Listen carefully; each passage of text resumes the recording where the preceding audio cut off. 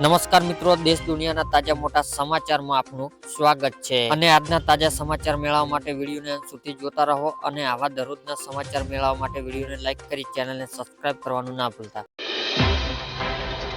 આ તારીખે ગુજરાતમાં પડશે વરસાદ એટલે કે મિત્રો રાજ્યમાં હાલ ઠંડી સાથે વાદળછાયું વાતાવરણ જોવા મળી રહ્યું છે। ત્યારે મોટા ભાગના જિલ્લાઓમાં હાલ ઠંડીનો પારો ગગડ્યો છે। ત્યારે મિત્રો આવો સમય હવામાન નિષ્ણાત અંબાલાલ પટેલ દ્વારા ઠંડીને લઈને મોટી આગાહી કરવામાં આવી છે અને અંબાલાલ પટેલના જણાવ્યા પ્રમાણે તારીખ 27-28 દરમિયાન રાજ્યમાં અમુક જિલ્લાઓમાં માવઠું આવી શકે છે, જેમાં ઉત્તર ગુજરાત અને પૂર્વ ગુજરાતમાં માવઠાની શક્યતા વ્યક્ત કરી છે। જો કે આ કમોસમી વરસાદને કારણે ઉભા કૃષિ પાકોનું નુકસાન થવાની શક્યતા છે, અંબાલાલ પટેલ દ્વારા વ્યક્ત કરવામાં આવી છે મિત્રો।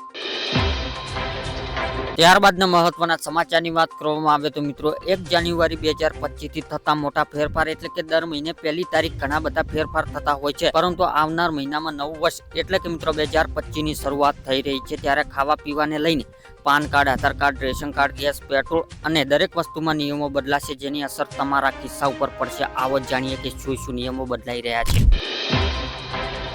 તો મિત્રો જેટલા લોકોને ગેસ કનેક્શન ઈ-કેવાયસી નહીં કરાવ્યું 2019 પહેલાનું જેનું કનેક્શન છે તેમને ઈ-કેવાયસી જલ્દી કરાવી લેજો। ગેસ કનેક્શન રદ થઈ જશે અને સિલિન્ડર મળશે નહીં મિત્રો। નવા વર્ષના નવા પાન કાર્ડ ઓર કોડ વાળા મળશે મિત્રો। જે ખેડૂતોને ખેડૂત નોંધણી નહીં કરાવી હોય તેને 2000 નો હપ્તો મળશે નહીં ને ખેડૂત 2025 થી પુરાવા વગર 2 લાખની લોન મળશે।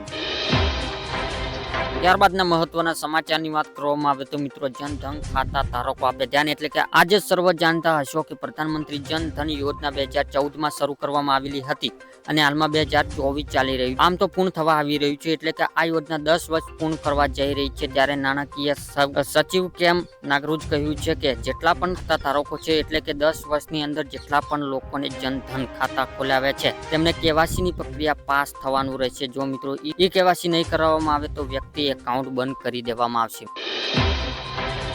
ત્યારબાદના મહત્વના સમાચારની વાત કરવામાં આવે તો મિત્રો સોના ચાંદી થયું સસ્તું, એટલે કે આજે 22 કેરેટ 10 ગ્રામ સોનાના ભાવ 900 રૂપિયા ઘટાડો થયો છે। તે સાથે નવો ભાવ 73,450 રૂપિયા થયો છે, જ્યારે ગઈકાલે તેમનો ભાવ 72,350 રૂપિયા હતો। જ્યારે 24 કેરેટ 10 ગ્રામ સોનાના ભાવ 980 રૂપિયા ઘટાડો થયો છે। તે સાથે નવો ભાવ 77,940 રૂપિયા થયો છે, જ્યારે ગઈકાલે તેમનો ભાવ 78,820 રૂપિયા હતો।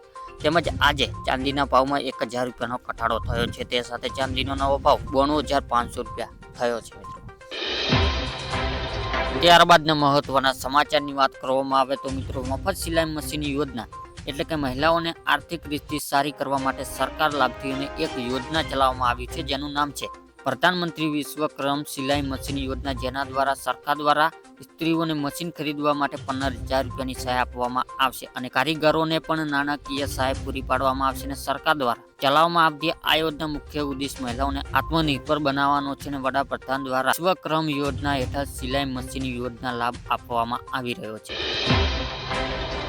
ત્યારબાદના મહત્વના સમાચારની વાત કરવામાં આવે તો મિત્રો ખેડૂતોને હોલ લોન માફી એટલે કે ખેડૂતો દેવા માફી લઈને મોટા સમાચાર સામે આવ્યા છે કે મોદી સરકાર જ્યારે 2004ના વર્ષમાં જ્યારે સત્તા ઉપર આવ્યા હતા ત્યારે એમને કીધું હતું કે 2024 સુધી ખેડૂતોને આવક બમણી કરી દેવા, ડૂબેલા ખેડૂતોને સંપૂર્ણ દેવા માફ કરવામાં આવશે અને મોદી સરકાર આ વચન આપ્યું હતું। કહેવામાં આવે છે કે મોદી સરકારનું વચન તો ખૂબ જ અનુરૂપ હોય છે અને મોદી સરકાર વચન આપે એ વચન ક્યારે ખોટું જતું નથી, પરંતુ આ વચન લક્ષ્ય હજી સુધી પૂરું થયું નથી। 2024માં ખેડૂતોને આવક બમણી કરી દેવાનું વચન આપ્યું હતું।